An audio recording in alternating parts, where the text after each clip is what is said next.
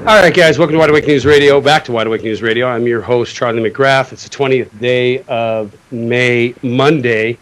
And I want to thank Gary Hindershot, of course, for the Smart Scarecrow News Hour. Let me fix this camera right here.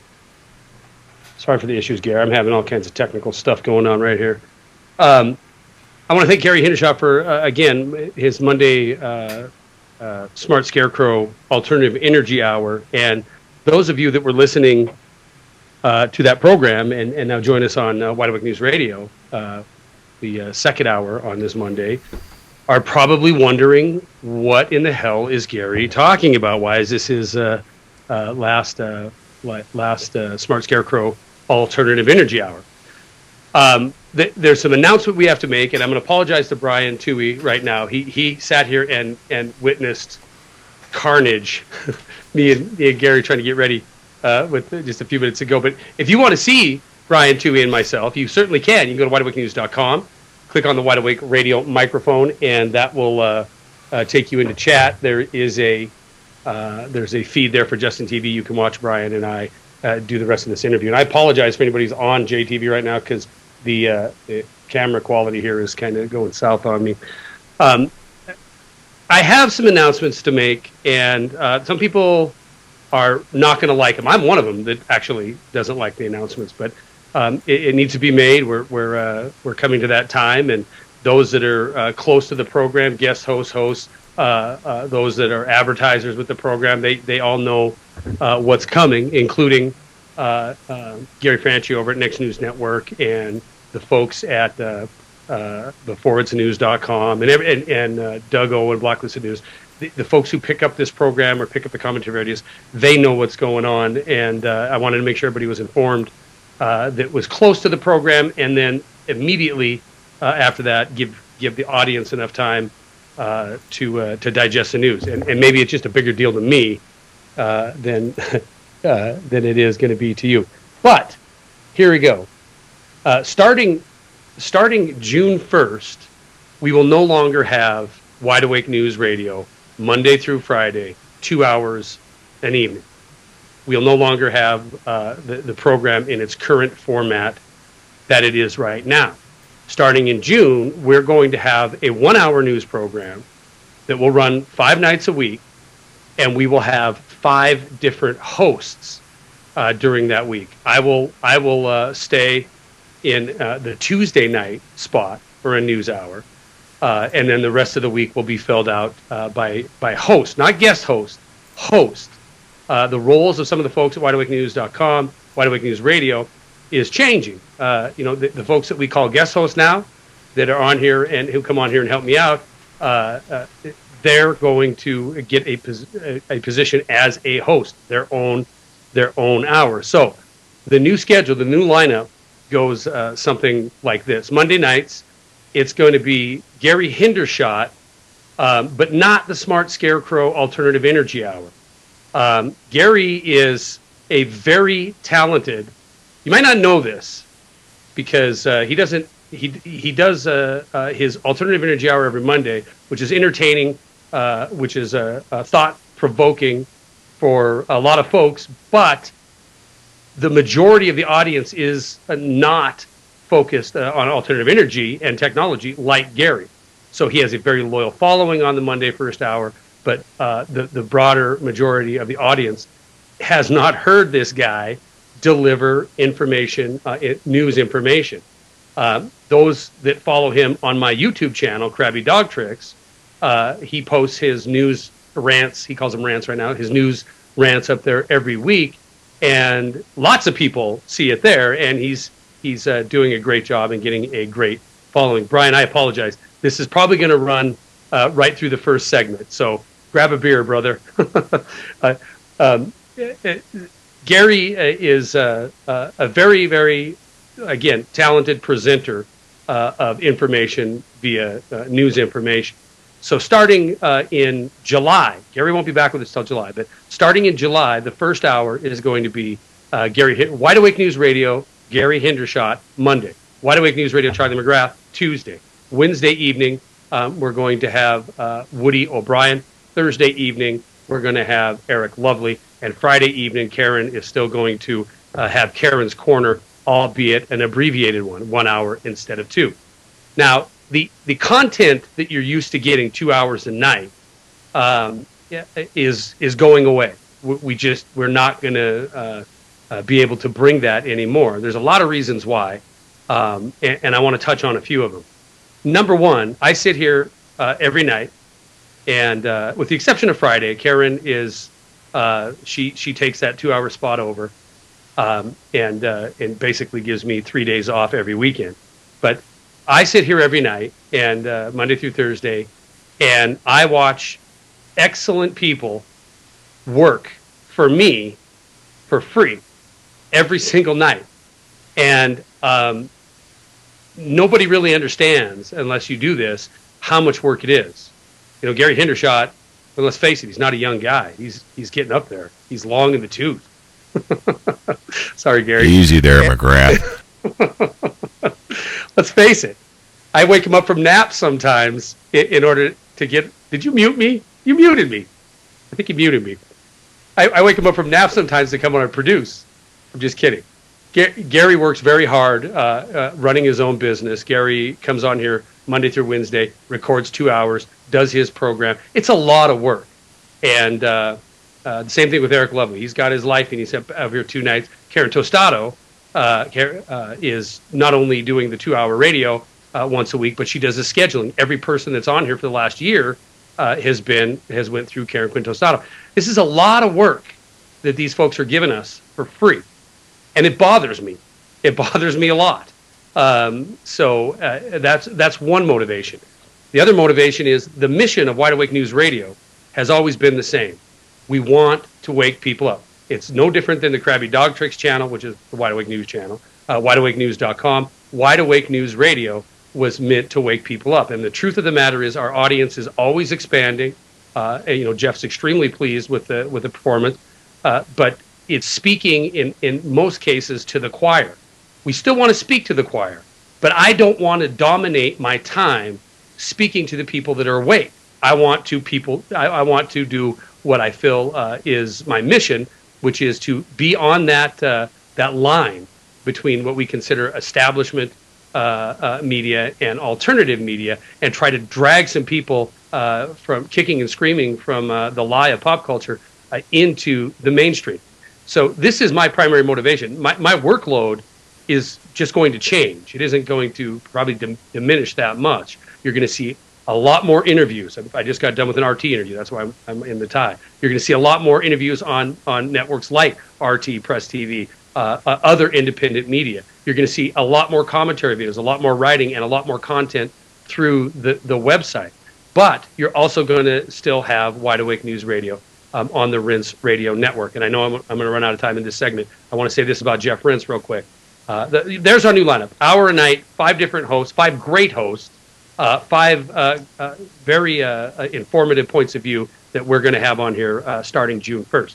Now, for Jeff's part, Jeff and I have talked on this for over 2 months, and he understands where I'm coming from. And, of course, he's disappointed that this 2 hour spot that has become Wide Awake News Radio pre-Jeff Rinch program is going to bust up a little bit. We're going to reduce the time on it.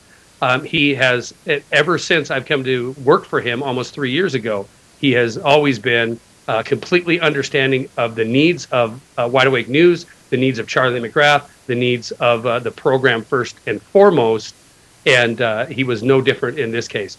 He was absolutely disappointed and then understanding, and we've worked it out and found a way to keep Wide Awake News Radio on the Rinse Radio Network, which makes me ecstatic because I would never host a program on another network. So I'm glad we could keep the space and keep the name on the Rinse Radio Network. There is the announcement. I hope it's not alarming, too alarming to anybody. And I hope for 1 second you don't believe that you will have less content from Wide Awake News, wideawakenews.com, Wide Awake News Radio, or the YouTube channel. We're going to be back for real with Brian Tuohy and more Wide Awake News Radio in a minute. Hang tight.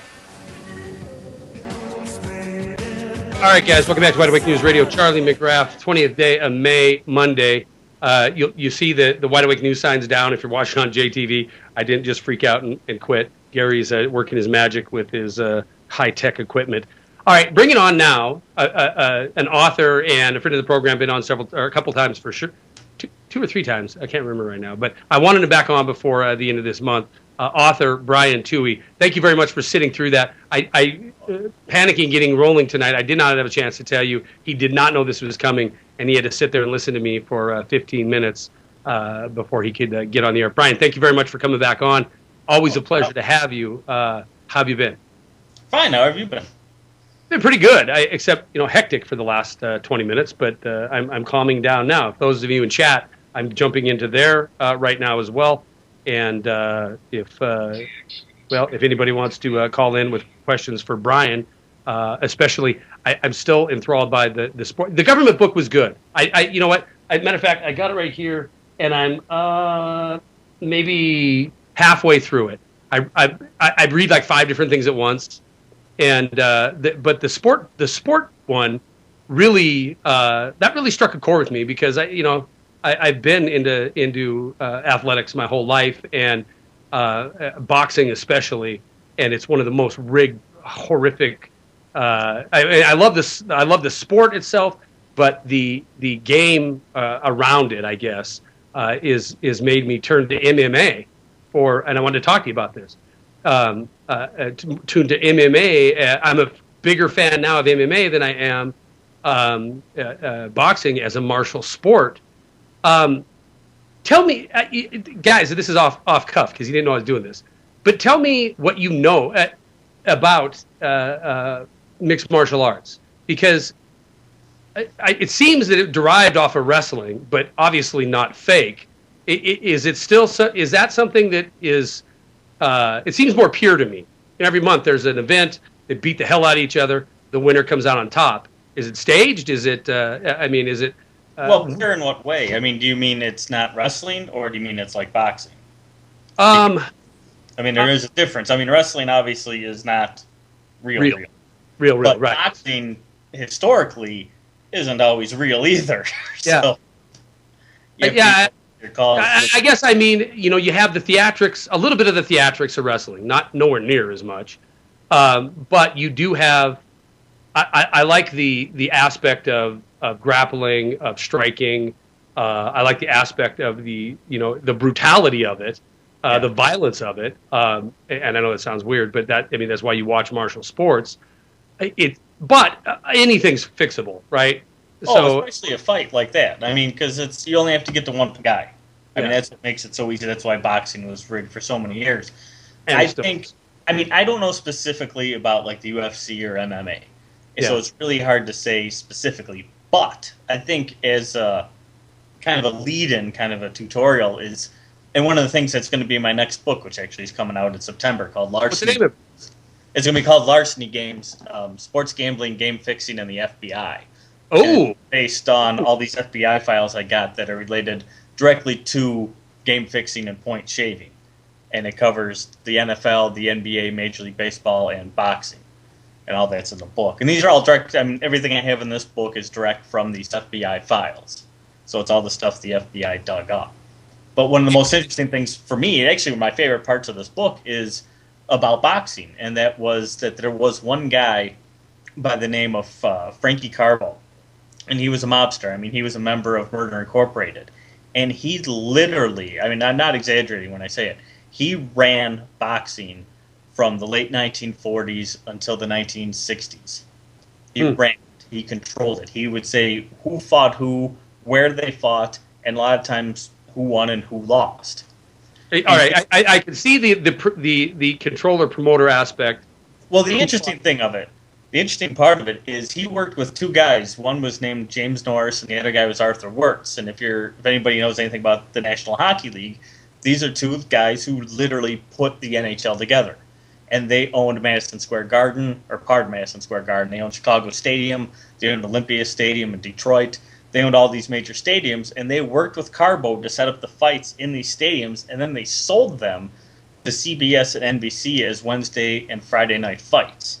And so, to me, the way like UFC is kind of set up, where you have Dana White controlling the UFC, and then he turned around and he sold it basically to Fox to put on these fights, it kind of mirrors what happened in boxing in the past. Does it mean fights are being fixed? No, not necessarily. But to think that it couldn't happen, I think, is rather naive. Yeah, yeah, no doubt about it. And you're right. I mean, it is the easiest of all, two people. So, well, and the thing is it's not necessarily fixing for it's nefarious, obviously, but a lot of times what these guys did and what Carbo did with the fighters back then would be, hey, look, you lose tonight, and of course, if he knew they were going to lose, he would go gamble on them and win money on them, obviously. But he would say, you lose tonight, but we'll guarantee you these 2, 3, or 4 fights down the line, down the road. And Brian, I think UFC could work too.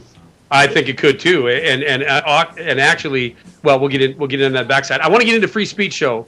Brian has he's been a victim of somebody trying to keep him. Yeah, thank you. There's a word. We're gonna be back with Brian Tuohy. More Wide Awake News Radio. Hang tight. Brian, turn off the music. Welcome back to Wide Awake News Radio. Charlie McGrath, joined by Brian Tuohy. TheFixIsIn.com. Now say it for me, because I just screwed it up. Go ahead. TheFixIsIn.net. Yes. And then my other book is DisasterGovernment.com. Okay, FixIsIn.net, DisasterGovernment.com. The Fix is In. I can testify. Read the book. Loved it. The Disaster Government, DisasterGovernment.com. I'm not done with it yet, but I like what I've seen so far. Brian, it's and I know you have another book coming out in September. The what games? Larceny games. Larceny. Can't remember right. That's some mobster called a fixed game a larceny game. I kind of like that. I like it. Well, it makes me think of the Hunger Games. You're that's the only problem is I think it's going to get confused by some people. Well, it's all right as long as they're buying your book and reading it and being a little bit more educated. Then so be it. I want to throughout the next couple of weeks, I'll be thanking folks in the chat room who show up here every single night, 50 to 80 people consistently. And you guys, Radio Crafter, I'm looking at right now. I'll call you guys out as we go down, as we count down to the new schedule. But again, I want to make sure that the audience, understands that the support you've given us is greatly, greatly appreciated. All right, I want to talk a little bit, if you don't mind, about free speech, and the reason is this was my RT interview tonight. Was on this topic on the heels of the AP scandal, on the heels of the whistleblower, the insane amount of prosecution by this administration against whistleblowers. It truly seems that that speaking out, Brian, if you wrote books about Oprah, if you wrote, books about gay marriage, if and I'm just pulling popular culture topics out of the air. If you wrote books like that, you could pretty much say whatever you want and scandalize and talk about, disgusting this, that, and the other thing, and you're going to be left alone. But you start picking on crime, right? Crime of all forms. Yeah. Some doors get shut in your face, don't they? Oh, yeah. I mean, interesting for me is, I write about sports mainly, which isn't that big of a deal, I would think. I mean, you think you wouldn't encounter censorship and that sort of thing. You think it would be one of those topics like you brought up that people would just be, okay, write whatever you want to write. But it's also a multi-billion-dollar industry. That's right. So, and there's a lot of government connection in sports. Exactly. But there was another guy, there's a gentleman by the name of Dan Moldea who was an investigative reporter, and he wrote books about the mob. And one of the books he wrote back in 1989 was this book called Interference. And I talked to Dan since then. But he was followed by the NFL, by the NFL security, and when his book was released, the NFL hired a guy to write a review for the New York Times to intentionally bash his book and call his reporting, low level and disorganized, and basically to destroy the book in the New York Times. And he took him to court, and he won originally, but he wound up losing in multiple appeals. It almost went to the Supreme Court. But the fact is, again, he was just writing about the NFL, and they would again follow him. They would take notes on what he said in interviews. They were doing everything they could basically to harass him, and then they actually went to the New York Times and bashed his book. Not them themselves, but they hired someone to do it for them. And again, This is just writing about football. I mean, it's not something very important, but yet they were still afraid enough because of what he was writing was very controversial and talking about fixed games and that sort of thing. In fact, he's the only book besides mine, I think, that ever really tackled the subject matter. No pun intended. I'm concerned about, No pun intended, tackle the subject. Well, exactly, yes. You But writers, it's you're so something I'm clever. concerned about because I've known from doing radio interviews and such that there's certain outlets that refuse to have me on, even though they agreed to have me on until they found out what it was I wrote about. Do you think it's because of the obvious connection between terrestrial radio, for example? There's a huge motivation for them on the sport front because honestly, I would have to revisit some statistics, but sport radio is by far and away. I mean, this is the gladiator age. This is these Totally. ESPN's not everywhere, or these ESPN radios everywhere. Yeah, you're not going to mess with that. If you are, you're not going to get hurt. Well, and that's the thing is there's only so many outlets for sports. I mean, if I wanted to write an article, for example, if I can't get it in like ESPN, the magazine, or Sports Illustrated, that's it. Yeah. Where else do you go? And then all these other outlets, Yahoo and some of these other ones are all owned by NBC or CBS or Turner Sports. I mean, there's really only 5 outlets in the country for all sports media. And No, if it you isn't. can't crack in with them, you got problems. Listen, it's not. I mean, see, and people that think that the sport aspect of corruption is trivial. Well, don't think of it as sport. Think of it as business because it is. It's huge business, and there's a lot of revenue generated, a lot of taxes generated, a lot of corruption. I mean, it is a massive industry, especially when you look at the big four, right? And Well, it's to think $25 billion a year between those 4. how much. About $25 billion That's huge. last year. That's massive. And so there's obvious motivation and here's the thing: it wouldn't be as effective as a venue and as profitable if it was just truthfully told to be about entertainment, right? You got to jack up how many 32 NFL cities every year to go out and do the same thing over again and to see who's going to win the Super Bowl, and then year after year, it's redundant. And if you stop and think about it, what the heck is the attraction? It's not like it happens once every millennium. It's wait your turn and get some money, and you're going to get a shot at the brass ring. But you can't just have a circus mentality about it, or nobody would follow it. They want to, they got to portray that it's or portray rather that it's a legitimate thing and it's something to get excited about. But in reality, no, it's not. It's even overt, not covert fixing, but overt fixing, where you have, it's simple. Those with the most money, they're going to be the ones who are, in a lot of cases, I shouldn't say every case, because there's certainly examples where that isn't true. But it's about money. It's about where the markets are, the big markets are, and this obvious. If you're not a huge sports fan and you just look at it from a business aspect, it's obvious there's a motivation to keep people thinking that it's 100% legitimate across the board. Oh, totally.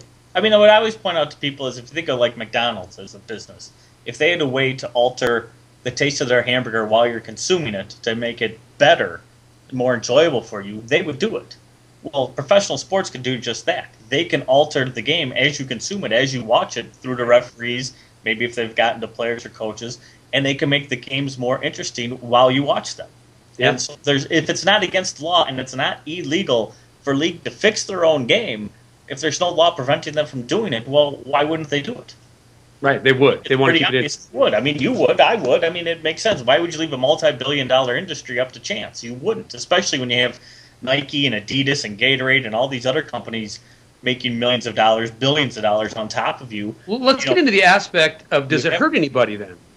Let's get into that. I could draw exact similarities to what you're saying right now. That's happening. NFL following people, FBI following reporters because they're reporting on Fast and Furious, or they're reporting on the actions of North Korea due to the actions of our government. These people are followed by the FBI, investigated and harassed, just like this sports writer by the NFL. Yeah. Obvious differences are the full weight and force of a tyrannical government that is suppressing the First Amendment versus the sport angle of it. But at the same time, not to interrupt, but those guys in NFL security who are chasing him or following him around, They were former FBI agents. And in fact, all the league securities, be it Major League Baseball security, NFL security, NBA security, are staffed with former members, the FBI, CIA, Secret Service, law enforcement, DEA. I mean, these guys are no slouches at what they do. Sure. So to think that they may be following me or monitoring what I may write on my website or who I'm talking to, it wouldn't surprise me in the least. Not to mention it's highly illegal, right? I mean, they're breaking the law. They're violating your freedom. And I mean, I can't prove that they're doing it, but would it surprise me to find out they were? No, not at all. Well, you know for a fact they were doing it to the reporter in the NFL instance. That's exactly. You know. So again, an instance where corporate, if you will, corporate special interest is not beholden to the same law that me and author Brian Tuohy are. But we're going to finish this up on the backside. Hang tight. We'll be back with author and friend of the program, Brian Tuohy, and more Wide Awake News Radio in just a minute. Hang tight. Welcome back to Wide Awake News Radio. I'm going to throw out an apology to Todd Waite, who is producing the program tonight. He is he's the bigwig over at the network, only slightly smaller than Jeff Rentz. Most certainly, he's the boss over there, though, and he's filling in for Brett, who's still on his honeymoon. We want to thank everybody. Todd, I got the picture that you sent, and holy cow, your kid and your daughter-in-law are like models. So congratulations. That was thanks for the picture, number one, and it looked like it was a beautiful ceremony. Congratulations, Mr. and Mrs. Brett Waite. All right, let's continue on with our conversation of free speech. All right, the notion that we're protected by the First Amendment, even as an author or as a writer, I think certainly needs to be I don't know about addressed, but it certainly needs to be realized that there really isn't. I mean, you can say so much, and then if you cross that line, and there's many examples lately of that, then you are going to, and unfortunately, at this point you're going to receive the hammer of government. And Brian, I know you know in your other book you talked about government corruption. Do you see the same thing I do? I mean, because I'm into this every day. I cover political tyranny, and you know I just can't help but think that more and more people that don't are starting. How can they not be seeing this? Where you have whistleblowers. The notion of a whistleblower is one of the most heroic labels that anybody could ever call me. And I get guys who have sent me stuff. One of the reasons we're going to this new format is I'll be able to cover more of this kind of thing. But whistleblowers are under attack. People who speak the truth are under attack. Do you think the so-called mainstream people, the people who are plugged into mainstream media and that kind of those kind of outlets, are starting to see this? Or are we just so entertained that we just don't give a damn? Well, I hope people are beginning to see it. I mean, you might be right. They may just be, you know, who cares? But I see it. And Yeah. what worries me is the fact is not only are they doing it, but I think it's really affecting, I should say, investigative journalism as a whole.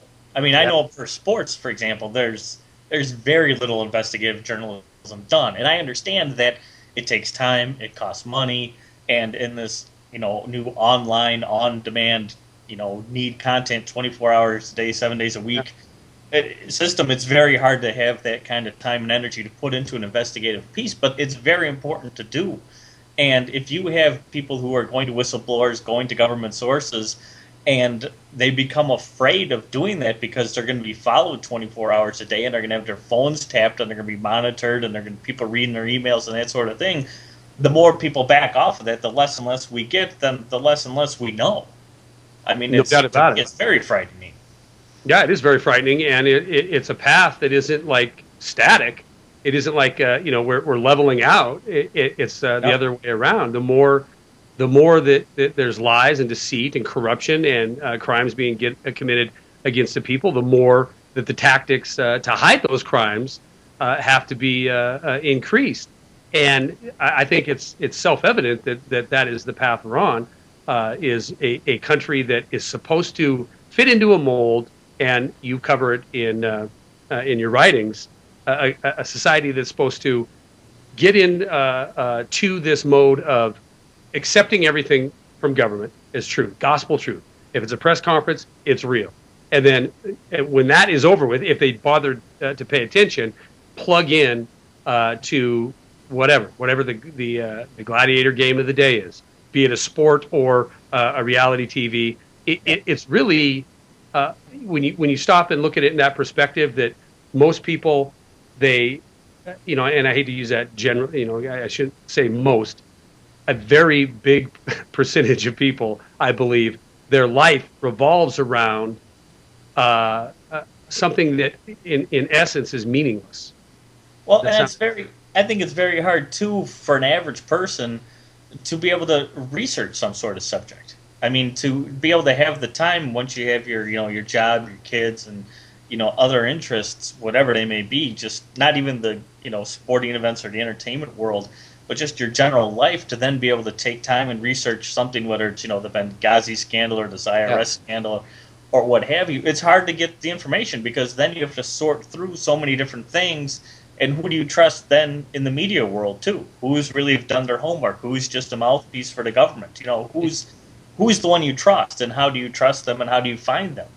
And do you trust the big media? Do you trust CBS, NBC, ABC, or do you trust Fox News, or do you trust CNBC, or who's the one you can trust when it doesn't seem like anyone's doing their job to the hilt as far as they can do it, because they're all forced to become entertainment? Yeah, absolutely. And It's not the news few, anymore.